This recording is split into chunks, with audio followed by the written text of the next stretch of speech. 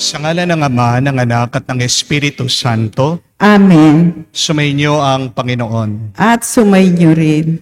Mga kapatid, minsan pa tayo ay lumalapit sa ating mapagmahal, mabait na Panginoong Hesukristo. Tinatalaga muli natin ang ating sarili sa Kanya, sa Kanyang kabanal-banalang puso. Hingin natin na malinis ang ating mga kalooban para maging karapat-dapat na dumating, manatili at manahan ang ating Panginoong Hesukristo sa ating mga puso.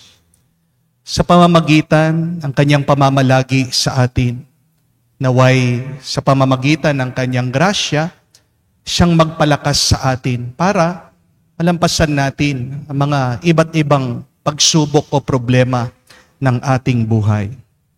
Mga kapatid, kung merong tayong isang pagkukulang, ay ayaw natin naririnig ang ating mga pagkukulang. Kung meron man tayong isang kasalanan, ayaw natin na tinuturo sa atin o sinasabing ating mga kasalanan. Mag-ingat ka, kapatid.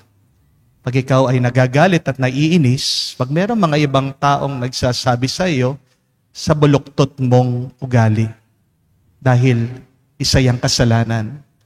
Kasalanan ng kataasan ng loob.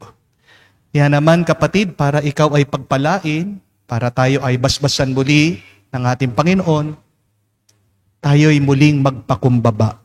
Yan ang kabaliktaran ng kataasan. Sa pamamagitan ng pagpapakumbaba, doon lang tayo muli makakatanggap at magiging karapat-dapat sa mga banal na misteryo ng banal na misang ito. Kaya naman tayo'y sama-sama magkaisa sa ating pagsisisi at pagbabalik loob sa Diyos. Ating sabihin, inaamin ko Sa makapangyarihang Diyos at sa inyo mga kapatid, na lubha akong nagkasala sa isip, sa salita, sa gawa at sa aking pagkukulang.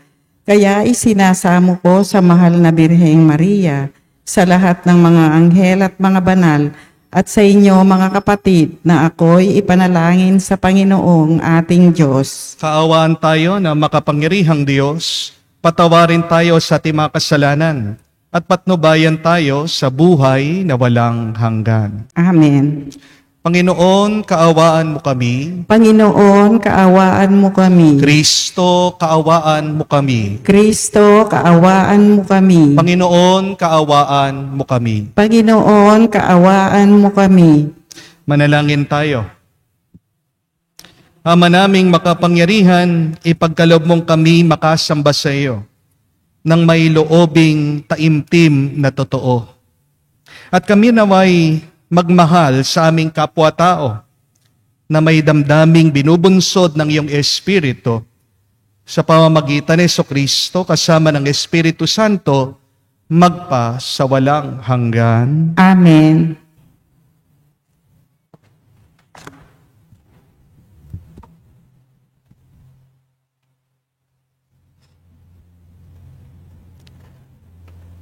Pagbasa mula sa sulat sa mga Hebreo. Mga kapatid, magpatuloy kayong nag-iibigan bilang magkakapatid kay Kristo. Huwag ninyong kaligtaan ang pagpapatuloy sa mga taga-ibang bayan. May ilang gumawa nito at nakapagpatuloy sila ng mga anghel nang di nila nalalaman. Damayan ninyo ang mga nabibilanggo na parang kayo'y nakabilanggo ring kasama nila. Gayon din ang mga pinagmamalupitan, sapagkat maaaring kayo may dumanas din ng gayon. Dapat igalang ng lahat ang pag-aasawa at maging tapat sa isa't isa ang mag-asawa. Sapagkat hahatulan ng Diyos ang mga nakikiapid at mga nangangalunya. Huwag kayong magmukhang salapi. Masyahan na kayo sa anumang nasa inyo. Sapagkat sinabi ng Diyos, hindi kita iiwan ni pababayaan man. Walang pag-agam-agam na masasabi natin, ang Panginoon ang tumutulong sa akin. Hindi ako matatakot. Ano ang magagawa sa akin ng tao? Alalahanin ninyo ang mga nangasiwa sa inyo na nagpapahayag sa inyo ng salita ng Diyos. Isipin nga ninyo kung paano sila namuhay at namatay, at tularan ninyo ang kanilang pananalig sa Diyos. Si Hesukristo noong nakaraan ay siya rin sa kasalukuyan at siya rin magpakailanman. Ang salita ng Diyos. Salamat sa Diyos. Tanglaw ko'y ang puong aking kaligtasan. Panginooy aking tanglaw, siya'y aking kaligtasan. Tanglaw ko'y ang puong aking kaligtasan, kaya walang takot ako kanino man. Sa mga panganib kanyang iingatan, kaya naman ako'y walang agam-agam. Panginooy aking tanglaw, siya'y aking kaligtasan. Kahit salakayin ako ng kaaway, magtitiwala rin ako sa may kapal. Panginooy aking tanglaw, siya'y aking kaligtasan. Iingatan ako kapag may bagabag. Sa banal na templo'y iingatang ligtas. Itataas niya sa batong matatag. Panginooy aking tanglaw, siya'y aking kaligtasan. Ang paanyaya mo'y lumapit sa akin. Huwag kang magkukublit, kita'y hahanapin. Huwag kang magagalit, huwag mong itatakwil. Akong katulong mo at iyong alipin. Panginooy aking tanglaw, siya'y aking kaligtasan.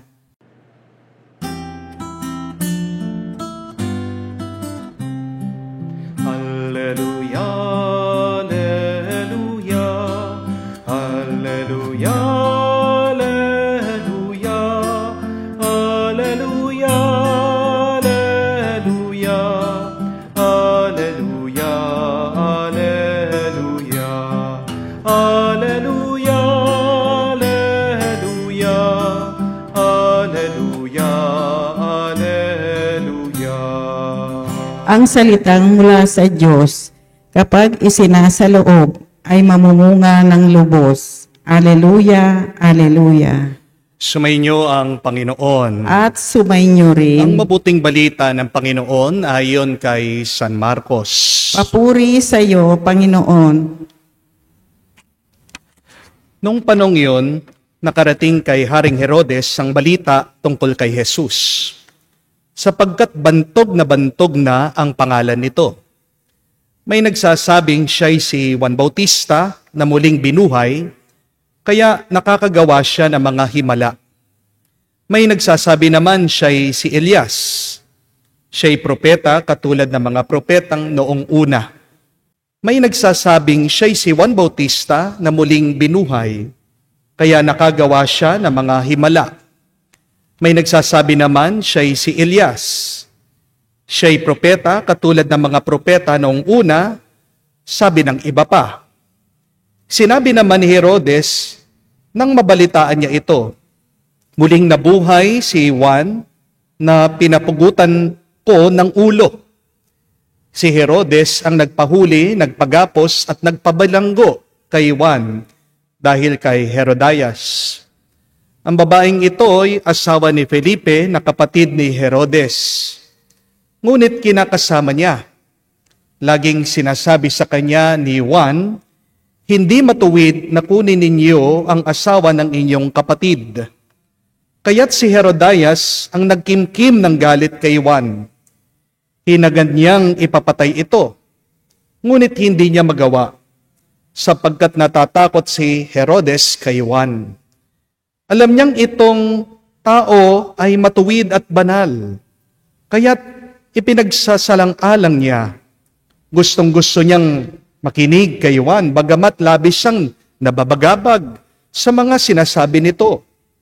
Sa wakas ay nagkaroon ng pagkakataon si Herodias nang anyayahan ni Herodes sa kanyang kaarawan ang kanyang mga kagawad, mga pinuno ng hukbo at ng mga pangunahing mamamayan ng Galilea. Pumasok ang anak na babae ni Herodes at nagsasayaw. Labis na nasiyahan si Herodes at ang mga panauhin. Kaya't sinabi ng hari sa dalaga, "Hingin mo sa akin ang anumang ibig mo at ibibigay ko sa iyo." At naisumpa pa niyang ibibigay kahit ang kalahati ng kanyang kaharian kung ito ay hihilingin. Lumabas ang dalaga at tinanong ang kanyang ina, "Ano ang hihilingin ko?" "Ang ulo ni Juan Bautista," sagot ng ina. Dali-daling nagbalik ang dalaga sa kinaroroonan ng hari. "Ang ibig ko po'y ibigay ninyo sa akin ngayon din, sa isang pinggan ang ulo ni Juan Bautista." Sabi niya, labis na nalungkot ang hari, ngunit dahil sa kanyang sumpa na narinig ng kanyang mga panauhin, hindi niya matanggihan ang dalaga. Kaagad naman niyang inutos sa isang bantay na dalhin sa kanya ang ulo ni Juan. Sumunod ang bantay at pinugutan si Juan sa bilangguan. Inilagay ang ulo sa isang pinggan at ibinigay sa dalaga. Ibinigay naman ito ng dalaga sa kanyang ina. Nang mabalitaan ito ng mga alagad ni Juan, kinuha nila ang kanyang bangkay at inilibing.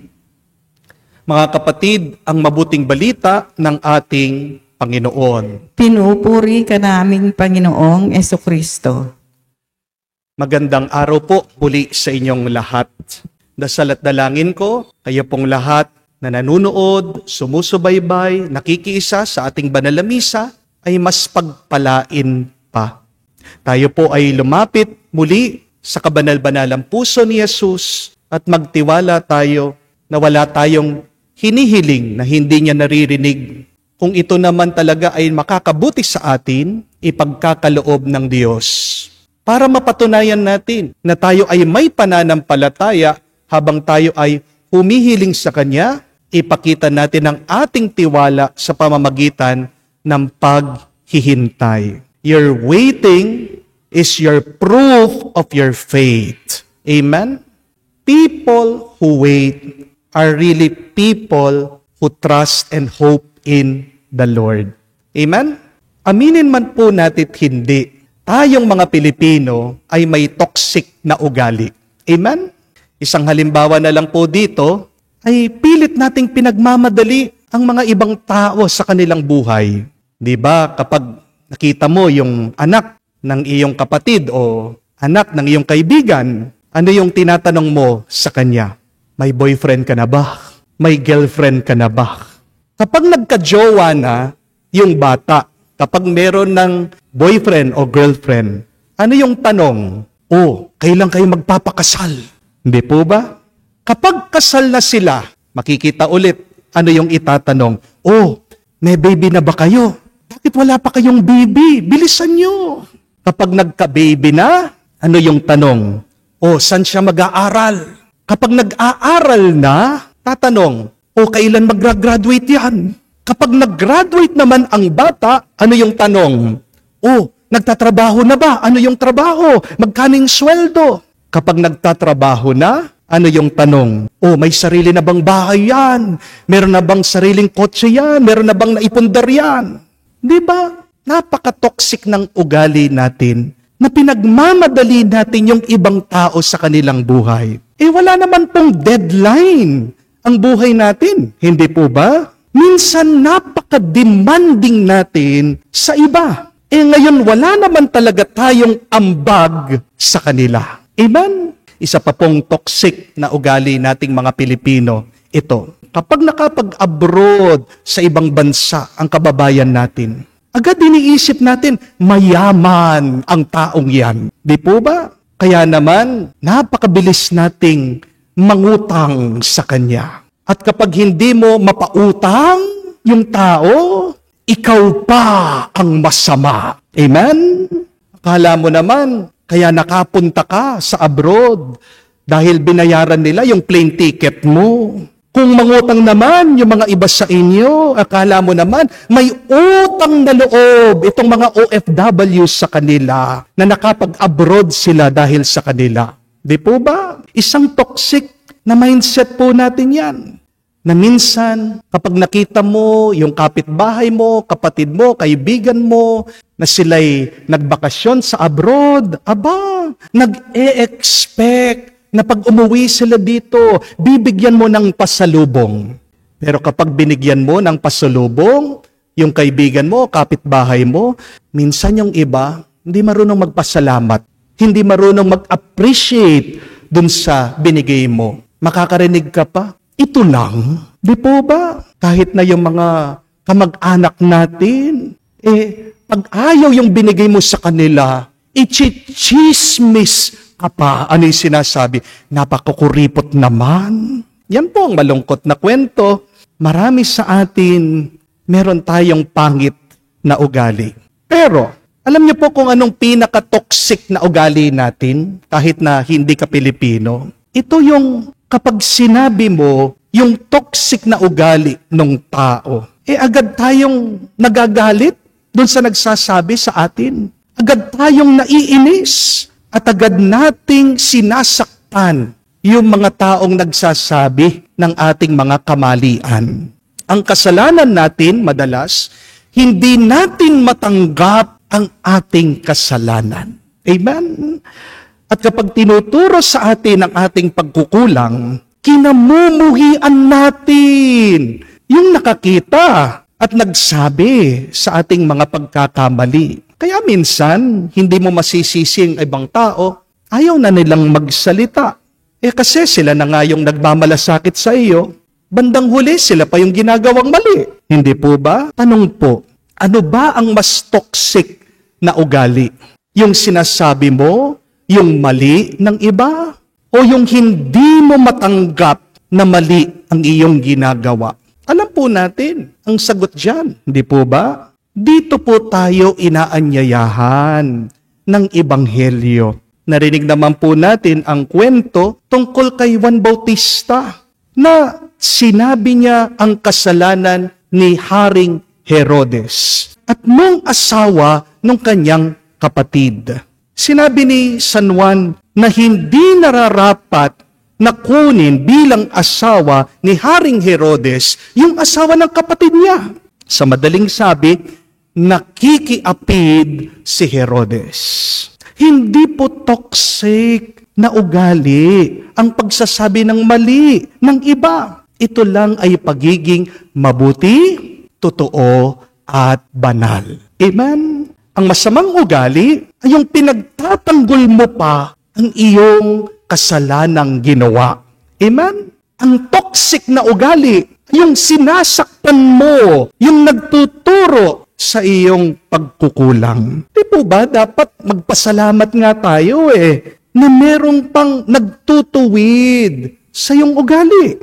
Kaya nga sinasabi ng ibang tao, yung iyong pagkakamali, hindi para ibaba ka. Pero kaya sinasabi nilang mali mo dahil mahal kanila. Ang hirap po kayang sabihin ang mali ng ibang tao. Diba? Dahil sa hiya natin, naglalakas tayo ng loob para maipakita mo sa kanila ano ba ang kanilang problema. Alam kasi natin na minsan yung iba masasaktan doon sa ating sasabihin. Pero, halimbawa po, tanong ko po sa inyo ito. Kapag may nakakita sa iyo at tinuro, nakabukas yung zipper mo, magagalit ka ba doon sa taong nagturo na nakabukas yung iyong zipper? Di ba hindi? Kung merong isang tao na nakakita sa iyo at sinabi, uy, may muta ka, maiinis ka ba dun sa taong yon? Di ba hindi? Kung meron po nagturo sa iyo, sinabihan ka, uy, may kanin ka dito sa pisngi mo, sisigawan mo ba yung taong yon? Aawayin mo ba yung taong yon? Di ba hindi? Pero bakit ba nagagalit tayo sa ibang tao kapag sinasabi nila yung ating mga kasalanan at pagkakamali? Yan ang nakakatawa sa atin. Bakit ba minsan Nilalabanan natin yung mga taong nagdidisiplina lang sa ating mga pagkakamali. Kapatid, imbis na magalit ka sa ibang tao, kapag tinutuwid ka, magpasalamat ka. Amen? Magpasalamat ka. Merong nagtuturo sa iyong mga pagkukulang. Dahil ang totoong nagmamalasakit sa iyo, sasabihin niya kung paano mo dapat ayusin ang iyong buhay. Kung wala kang pakialam sa isang tao, kahit na marungis yung kanyang itsura, pagsasabihan mo ba siya? Di ba hindi? Kapag kaaway mo ang isang tao, di ba? Mas masaya ka pa nga na siya'y nagkakamali. Mas masaya ka pa nga na siya'y nagkakasala dahil alam mo, siya'y mapaparusahan kalaunan. Di po ba? Remember that, my dear friends. People who really love you will tell your mistake and will help you to become better. Ayan po ha, paalaala din po yan. Huwag niyo lang po sasabihin yung pagkakamali ng iba. Sabihin nyo din paano dapat nila ituwid at gawing mas mabuti ang kanilang pamumuhay. Kaya nga nasasaktan yung ibang tao kasi puro lang tayo turo. Ito yung mali mo, ito yung kasalanan mo. Pero nakakalimutan natin yung second part. Nakakalimutan natin na tulungan sila paano ba maging mas maayos ang kanilang pag-uugali. Pero para mas matanggap din po natin yung sinasabi ng ibang tao, kailangan natin nakabukas ang ating isip at meron tayong kababaan ng loob. Amen? Unless you are open and humble, you will never see other people's teaching as a loving gesture. Amen? Sana po ma-realize din po natin na kapag nagkakamali tayo, hindi naman ibig sabihin na masama na tayong tao. Everybody makes a mistake. Your mistake does not automatically make you a bad person. Kaya wag sasakit ang loob mo kapag sinasabi yung pagkakamali mo. Hindi ka naman binabox. Kaya nga sinabi nila yan para maiwasan mo na ang kasalanan na yan. Pero mag-alala ka kapatid, kapag ayaw mo nang tanggapin yung iyong pagkakamali. Amen? Matakot ka kapag iniisip mo, mabuti ang iyong ginagawa, wala kang ginagawang kasalanan. Dahil ang tawag dyan ay pride. Matakot ka kapag iniisip mo, mabuti ang iyong ginagawa, pero sa totoo naman, ikaw ay nagkakasala. Tandaan niyo po, ang pinaka-toxic na kasalanan ay pride. Amen? Kataasan. At kung man nakikita mo yung pagkakamali ng iba, kapatid, sana huwag kang magsawa na sabihin ito sa kanila. Kahit na magalit sila, kasi kung totoong mahal mo ang taong yan, di ba? Itutuwid mo, ituturo mo ang kanyang pagkakamali. Kasi kung hindi ka magsasalita, magpapatuloy lang siya doon sa mali na kanyang ginagawa. Remember that line. Why evil men succeed? It is because good men did nothing. Why evil flourish? It is because good men said nothing. Kapatid, mananatili ang toxic na ugali ng tao kung mananahimik siya. Magdasal po tayo sa banal na misang ito. Bigyan tayo ng lakas ng loob ng Diyos. Magkaroon sana tayo ng boses para sabihin natin, ituro natin ang pagkakamali ng ibang tao. Tandaan niyo po, hindi masama na ituro mo ang kasalanan ng iba dahil ito'y pagmamahal lang sa kanila. Amen. Tumayo po tayo.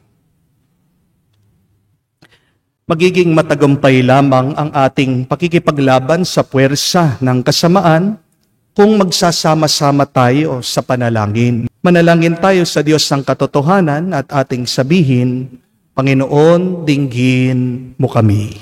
Panginoon, dinggin mo kami. Tulad ni San Juan, ang mga namumuno ng simbahan, naway maging matapang na mga tagapagpahayag ng Ebanghelyo ng katotohanan, manalangin tayo sa Panginoon. Panginoon, dinggin mo kami. Tayong lahat naway tumulong ng buong puso sa pakikipaglaban ng simbahan sa mga madidilim na puwersa na siyang umaalipin sa tao upang mabuyo sa karahasan at krimen. Manalangin tayo sa Panginoon. Panginoon, dinggin mo kami. Tayong mga Kristiyano naway maging hayag sa pagsasalita sa ating mga alalahanin laban sa mga taong nagsasamantala at sa mga sinasamantala sa pamamagitan ng politikal na pagigipit at bulok na pamamaraan. Manalangin tayo sa Panginoon. Panginoon, dinggin mo kami. Sa katahimikan po ng ating puso, banggitin din natin sa Diyos, sabihin ang ating mga personal na pangangailangan. Makalangit na Ama, hindi nagbabago o kumukupas ang iyong pag-ibig sa amin. Bigyan mo kami ng katapangan na manahan sa iyong presensya sa lahat ng araw ng aming buhay. Hinihiling namin to sa pamagitan ni Kristo, aming Panginoon. Amen.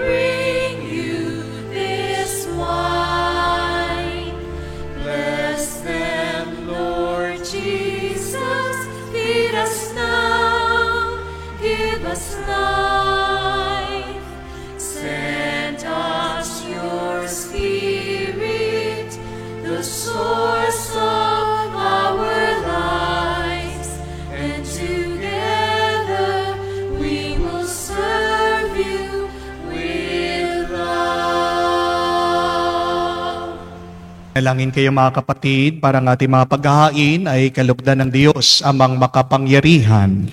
Tanggapin nawa ng Panginoon itong pag-aahin sa iyong mga kamay, sa kapurihan niya at karangalan at sa ating kapakinabangan at sa buong sambayanan niyang banal. Ama naming lumikha, ang mga alay na ngayon aming inihahanda, sa hapag na ito na iyong dambana, ay iyong tanggapin at gawaran ng pagpapala, upang mapagsaluhan namin ang kaligtasan mong ginawa. Sa pamagitan ni Jesucristo kasama ng Espiritu Santo, magpa sa walang hanggan. Amen. Sumainyo ang Panginoon. At sumainyo rin. Itaas sa Diyos sa inyong mga puso at diwa. Itinaas na namin sa Panginoon. Pasalamatan natin ang Panginoong ating Diyos. Marapat na siya ay pasalamatan. Ama naming makapangyarihan, tunay nga marapat ikaw ang aming pasalamatan. Sa iyong paglingap at kagandahang loob, ang tao'y nilikha mo, pinapangisiwa sa sansinukob. Sa hangad mong siya'y iwastong lubos, siya'y pinagdusa mo sa kanyang pagtalikod, sa iyong paggiliw, iyong pinahintulot na makabalik siya sa pamagitan ni Kristo Jesus. Kaya kaisa na mga anghel nagsisiawit ng papuri sa iyo, na walang humpay sa kalangitan, kami nagbubunyi sa iyong kadakilaan.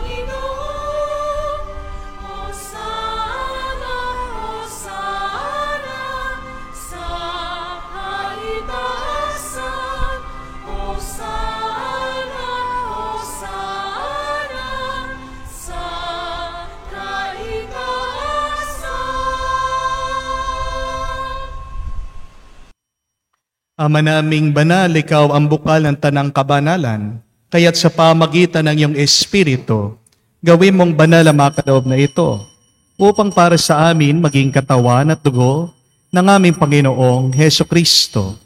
Bago niya pinagtiis ang kusang loob na maging handog, hinawakan niyang tinapay, pinasalamatan kanya, pinaghati-hati niya yon, inabot sa kanya malagad at sinabi, "Tanggapin ninyong lahat ito at kanin. Ito ang aking katawan na ihahandog para sa inyo."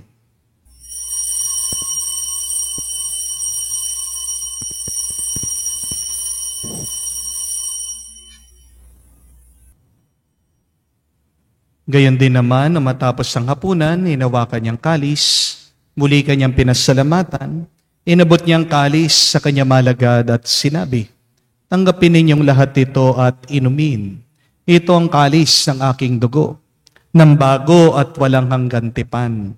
Ang aking dugo na ibubuhos para sa inyo at para sa lahat, sa ipagpapatawad ng mga kasalanan.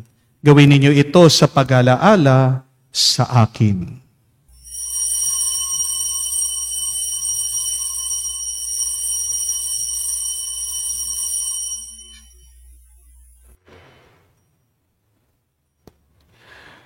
Ang misteryo ng pananampalataya.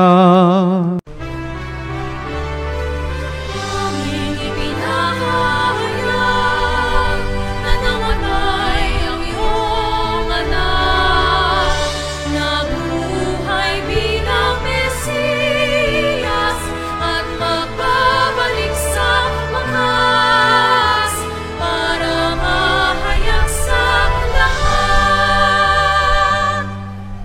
Ama, ginagawa namin ngayon ang pag-alaala sa pagkamatay at muling pagkabuhay ng iyong anak. Kaya tinialay namin sa iyong tinapay nagbibigay buhay at ang kalis na nagkakaloob ng kaligtasan. Kami nagpapasalamat dahil kami yung minarapat na tumayo sa harap mo para maglingkod sa iyo. Sinasamo namin kami pagsalo-salo sa katawan at dugo ni Kristo ay mabuklod sa pagkakaisa sa pamamagitan ng Espiritu Santo. Amalingapin mong iyong simbahan, laganap sa buong daigdig. Puspusin mo kami sa pag-ibig. Kaisa ni Francesco, aming Papa, Florentino, aming Arsobispo, at ng Tanang Kaparian. Alalahanin mo rin ang aming mga kapatid na nahimlay, na may pag-asang sila'y muling mabubuhay. Gayon din naman lahat ng mga pumanaw. Kawan mo't sila't patuloyin sa iyong kaliwanagan. Kawan mo't pagindapatin kaming lahat na makasalo sa iyong buhay na walang wakas. Kaisa na mahal na Birhen Maria, Ina ng Diyos, kaisa ni San Jose ang kanyang maligayang esposo, kaisa na mga apostol at lahat ng mga banal na namuhay dito sa daigdig na kalugod-lugod sa iyo. May pagdiwang nawa namin ang pagpupuri sa ikararangal mo sa pamamagitan ng iyong anak, aming Panginoong Heso Kristo.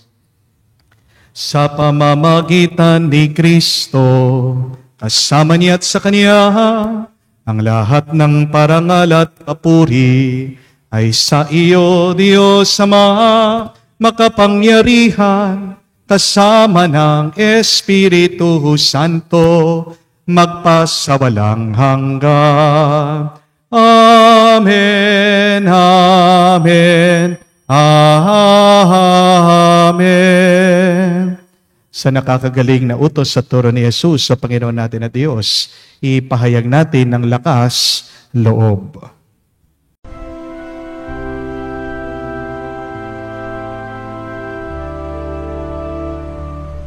Ama namin, sumasalangit ka, sambahin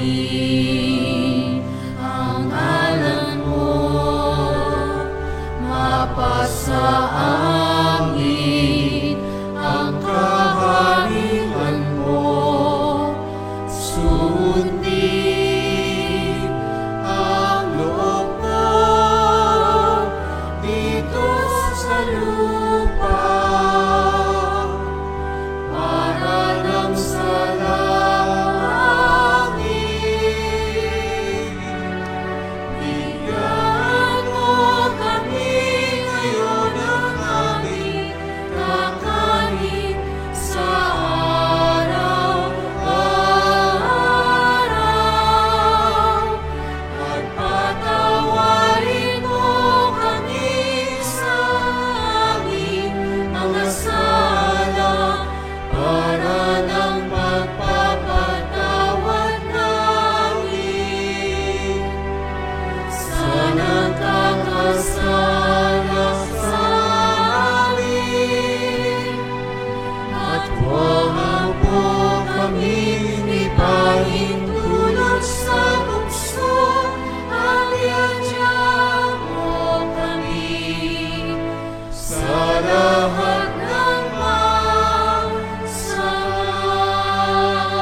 Hinihiling namin kami, Adya, sa lahat ng masama, pagkalooban ng kapayapaan araw-araw, iligtas sa kasalanan, ilayo sa lahat ng kapahamakan, samantalang aming pinanabikan ang dakilang araw ng pagpapahayag ng tagapagligtas naming si Hesu Kristo. Sapagkat iyo ang kaharian at ang kapangyarihan at ang kapurihan magpakailanman. Amen. Panginoong Hesu Kristo, sinabi mo sa mga apostol, kapayapaan ang iniiwan ko sa inyo, ang aking kapayapaan binibigay ko sa inyo.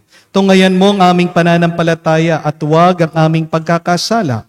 Pagkalooban mo kami ng kapayapaan at pagkakaisa ayon sa iyong kalooban, kasama ng Espiritu Santo, magpa sa walang hanggan. Amen. Kapayapaan ng Panginoon ay laging sumainyo. At sumainyo rin. Magbigayan po tayo ng kapayapaan sa bawat isa. Piso niyo po, kapayapaan po sa inyong lahat.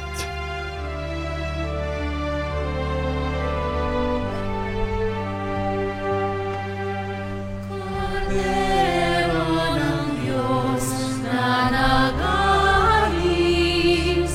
ng mga kasalanan ng sanlibutan, maawa ka sa amin.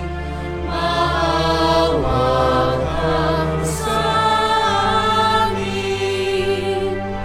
Cordero ng Diyos na nag-aalis ng mga kasalanan ng sanlibutan, maawa ka sa amin.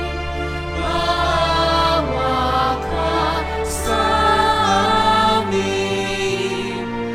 Cordero ng Diyos na nag-aalis ng mga kasalanan ng sanlibutan, ipagkaloob mo sa amin ang kapayapaan. Mga kapatid, naririto ang ating Panginoong Jesucristo, ang Kordero ng Diyos. Siyang nag-aalis sa mga kasalanan ng sanlibutan. Mapalad tayong lumalapit sa piging ng Kordero. Panginoon, hindi ako karapat-dapat na magpatuloy sa iyo. Ngunit sa isang salita mo lamang ay gagaling na ako.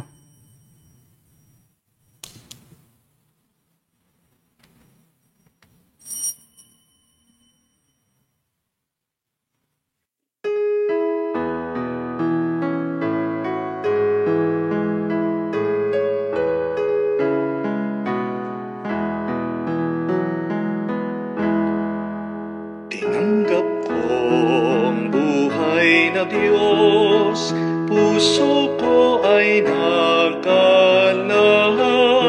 Tinanggap ko ang buhay na Diyos, puso ko ay natuwa. Tinapay siya ng buhay, hinati at binigay para mambigay buhay. Huwag mangamba kailanman. Tinanggap ko buhay na Diyos, puso ko ay nagalak. Tinanggap ko buhay na Diyos, puso ko ay natuwa.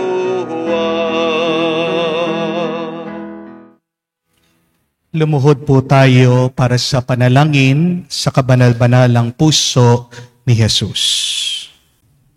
Jesus, Diyos ko, iyong nasabi, humingi at kayo'y bibigyan, maghanap at matatagpuan ninyo, kumatok at bubuksan ang pinto para sa inyo.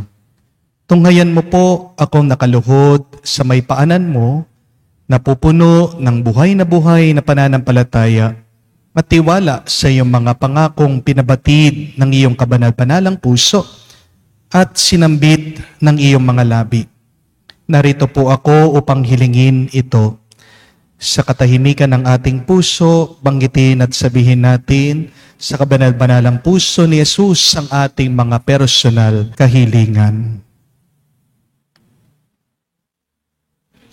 Kanino pa po ako tutungo kung hindi sa iyo na ang puso ay pinagmumulan ng lahat ng grasya at kabutihan? San pa po ako maghahanap kung hindi sa baul na naglalaman ng kayamanan ng iyong habag? San pa po ako kakatok kung hindi sa pinto kung saan binibigay ng Diyos ang sarili niya sa amin at kung saan kami makakapunta sa Diyos? Sa iyo po ako dumudulog, puso ni Jesus. Sa iyo po ako nakakatagpo ng aliw kapag nahihirapan, pagtatanggol kapag inuusig, lakas kapag nabibigatan sa pagsubok, at liwanag sa dilim at pagdududa.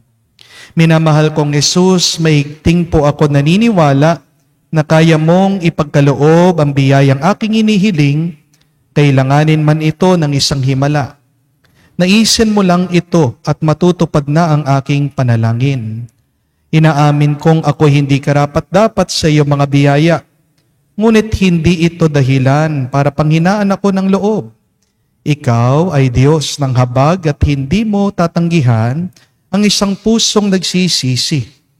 Tignan mo nawa ako na may habag at mababatid ng iyong puso sa aking mga kasiraan at kahinaan ang dahilan upang pagkalooban ang aking mga panalangin.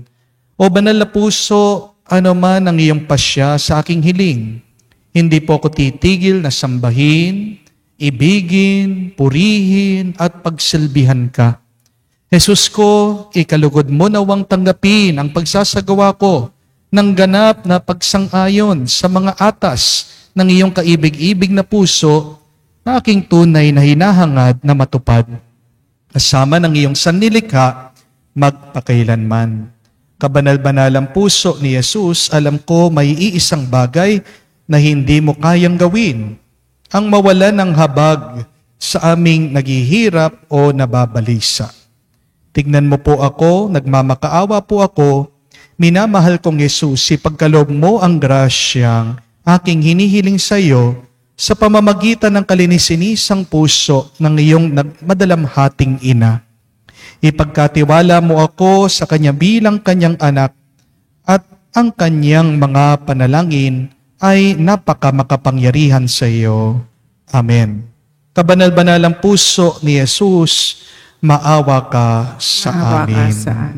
Kalininisang puso ni Maria, Panalangin mo kami. Tumayo po tayo. Manalangin tayo. Ama naming mapagmahal, kami nagsipakinabang sa piging ng aming kinamtang kaligtasan ay humihiling na iyong bigyang kaunlaran sa pananampalatayang wagas kailanman. Sa tulong ng panunubos na ngayon iyong bigay, sa pamagitan ni Jesucristo kasama ng Espiritu Santo, magpa sa walang hanggan. Amen. May gustong-gusto po akong kasabihan. It goes like this, that even a broken clock can be right twice a day. That even a broken clock can be right twice a day. Di ba kahit na sira po yung pong orasan, pag tumigil, di ba pag nakadaan na, pag nakatutok na, kung 3:00 yan huminto, 2 beses sa isang araw, tama pa rin naman siya. 3:00 ng umaga, 3:00 ng hapon, 3:00 ng madaling araw. Di po ba? So, ibig sabihin, kahit na ang tao ay nagkamali, nagkasala, may kabutihan pa rin na nakatago diyan. Siya pa rin ay anak ng Diyos na mabuti, galing sa ating mabuti at mapagmahal na Diyos. Kaya, wag natin agad huhusgahan ng ibang tao. Pinakamabuti na pwede nating magawa kung alam natin na sila'y nagkakamali, kung alam natin sila'y nagkakasala, dapat marunong tayong magsabi at magturo dun sa kanilang mga pagkakamali. At kung sinasabi man sa iyong pagkakamali, kapatid, huwag kang magalit, huwag kang mainis, huwag kang manakit sa iba. Pero dapat magpasalamat ka nga kasi merong pang nagmamalasakit sa iyo na gusto niyang mas mapabuti ka. Remember, those who are telling you your mistakes are not against you. They actually love you. Kaya naman po, buksan natin ang ating isip at puso para sa ating assignment. Pakinggan naman natin yung mga ibang tao kung ano yung sinasabi nila tungkol sa atin. Kung may katotohanan ang kanilang sinasabi, dapat maging mapagkumbaba ka, natanggapin yun, at ituwid mong baluktot mong pag-uugali. Kung hindi naman totoo, dapat wag kang makipag-away sa iba. Kung hindi ka naman sigurado sa sinasabi nila tungkol sa iyo, pinakamainam, pinakamaganda ay manalangin ka. Itanong mo sa Diyos, Panginoon, totoo ba itong sinasabi nila tungkol sa akin? And in your prayer, please start a soul searching. Please start an introspection. Suriin mo, pag-aralan mo, pagmasdan mo. Ano ba ang katotohanan? Ikaw lang ang makakasabi niyan at ang Panginoon. Pero wag mong kalimutan, ng ibang tao ay salamin natin. Kailangan din nating makinig sa kanila. Because sometimes when God blesses us, He sends people to bless us. Kaya po, kapatid, huwag ka magagalit.